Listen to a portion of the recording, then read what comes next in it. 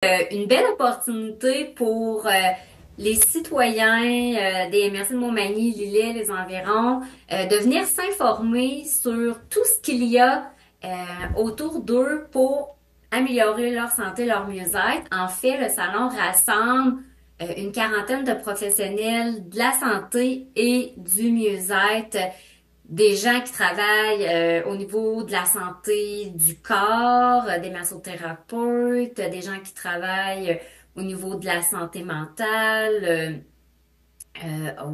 C'est ça. Il y a plusieurs là, professionnels de la santé, là, des psychothérapeutes, des gens qui travaillent en acupuncture, en soins holistiques, des coachs en développement personnel et spirituel, un peu de tout finalement pour améliorer notre santé et notre mieux-être. Les gens qui veulent l'améliorer et les gens qui veulent le maintenir aussi.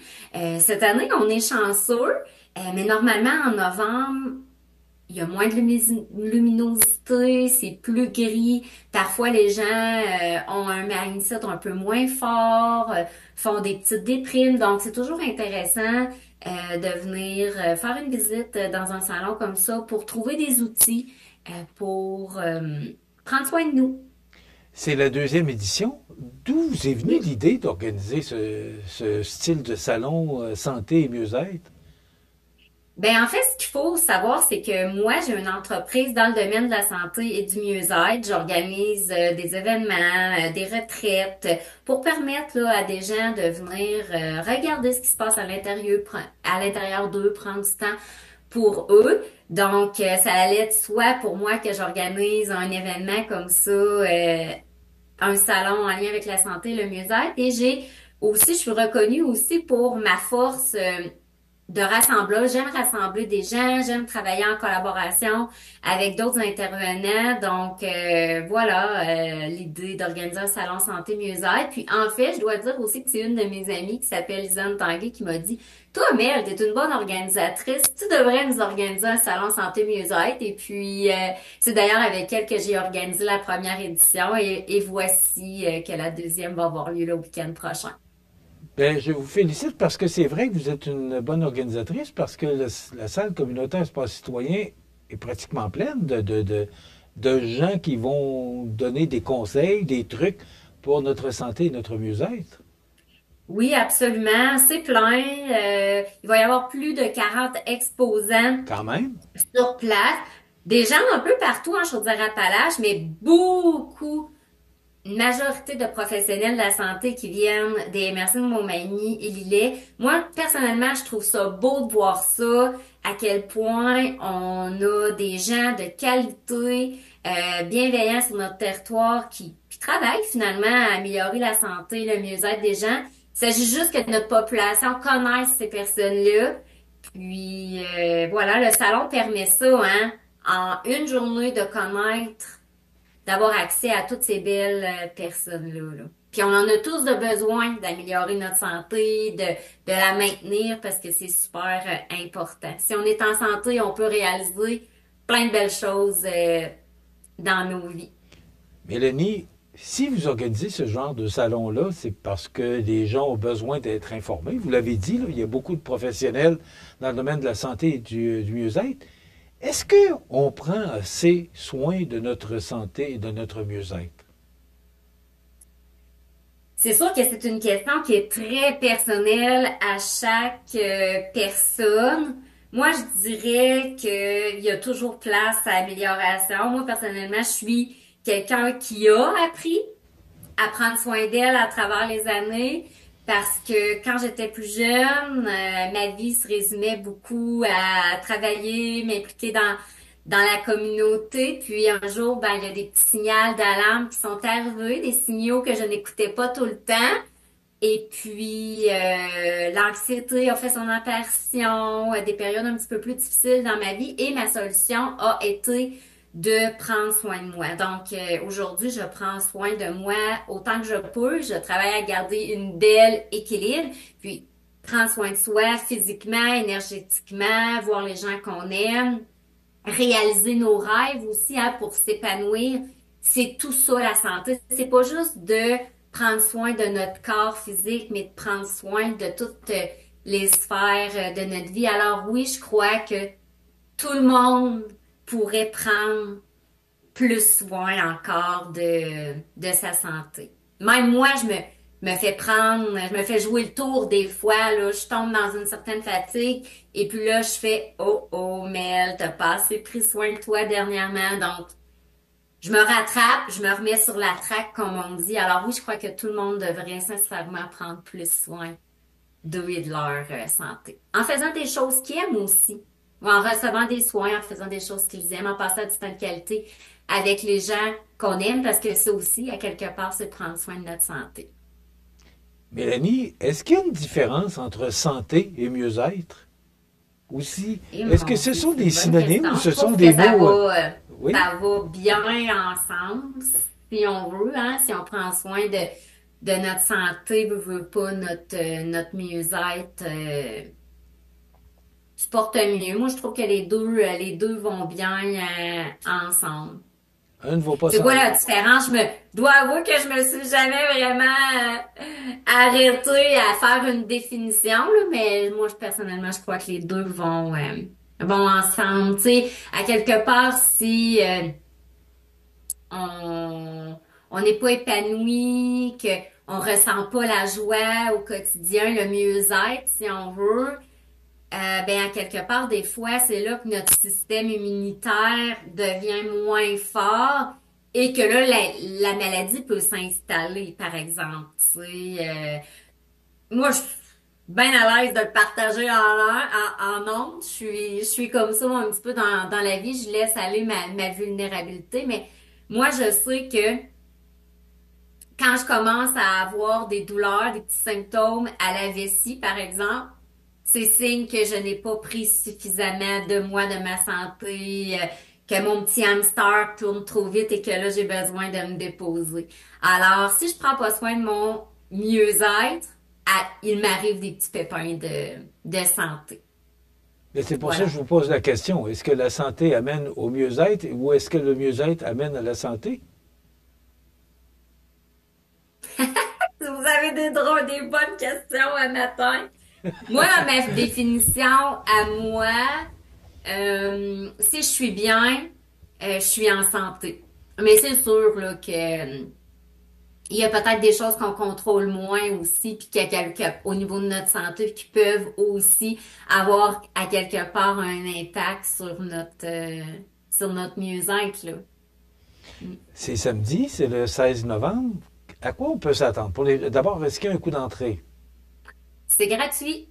On veut Bon, good. vraiment que le Ça, salon c'est soit rare de quoi de gratuit accessible aujourd'hui? à un maximum de gens, même si je suis une entrepreneur, je vois ça un peu comme un don de moi, une activité communautaire, si on veut. C'est gratuit pour les gens. On veut que ça soit accessible. Moi, ma mission d'entreprise, ma mission dans la vie, c'est d'aider des hommes et des femmes à prendre soin d'eux, de leur santé. Alors, cette activité-là, je tiens vraiment à ce qu'un maximum de personnes puissent en profiter. Donc, voilà, c'est gratuit. À quoi les gens peuvent s'attendre? Ils peuvent venir passer vraiment la journée au complet s'ils veulent, de 9h30, s'ils le veulent, entre 9h30 et 17h30. Au cours de la journée, il va y avoir 7 conférences sur différents thèmes liés à la santé et au mieux-être. Et on va avoir bien évidemment la salle remplie d'exposants. Donc, de quoi s'amuser toute la journée. Est-ce qu'il va y avoir des soins de santé sur place?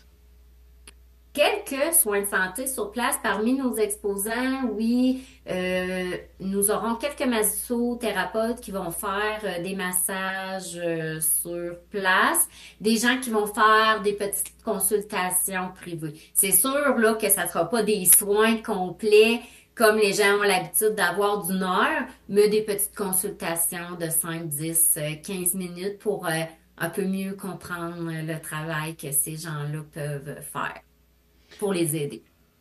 C'est votre deuxième expérience. Vous avez tenu ce salon-là l'an passé. Qu'est-ce que vous avez Oui. retenu du salon de l'an passé pour présenter la deuxième édition? Ben, premièrement, que ça a été une journée extraordinaire. La réponse a été excellente dans le milieu pour une première édition. L'an passé, on a eu 300 visiteurs, ce qui est exceptionnel. J'en ai organisé quand même beaucoup d'événements dans ma vie, là. Je suis une organisatrice, donc je trouve que pour une première édition, c'est bien. Avec le budget qu'on avait aussi en promotion, parce que je vous l'ai dit tout à l'heure, c'est gratuit. Alors, à un moment donné, c'est bien certain que on fait ce qu'on peut pour répandre la bonne nouvelle, mais à un moment donné, c'est important qu'on voit souvent la même nouvelle pour des fois capter l'information. Puis, on a eu 300 visiteurs, les commentaires ont été excellents. On a eu beaucoup de gens à nos conférences, des conférences de qualité, si vous voulez, je pourrais vous en parler tout à l'heure. Il y a même une madame, c'était sa première conférence à vie l'an passé. Elle a fait pratiquement salle pleine dans la salle François Prévost, donc ça a été une belle expérience pour elle parce que c'est ça, ces gens-là viennent se faire connaître, livrer un message. Donc une première conférence, faire salle pleine pour cette personne-là, ça a été intéressant. Et ça démontre à quel point les gens sont curieux, les gens sont intéressés aussi à prendre soin de leur santé. Côté clientèle, on a vu des gens dans la trentaine, dans la quarantaine, cinquantaine, soixantaine, 70 ans et plus, là. Donc ça aussi, c'est beau de voir ça, que tout le monde se préoccupe de leur santé, leur mieux-être. Est-ce que, justement, la sensibilisation par rapport à un salon comme le vôtre fait comprendre plus aux gens l'importance de prendre soin de sa santé et de soi, de son mieux-être? Clairement, c'est de ça qu'il est question toute la journée.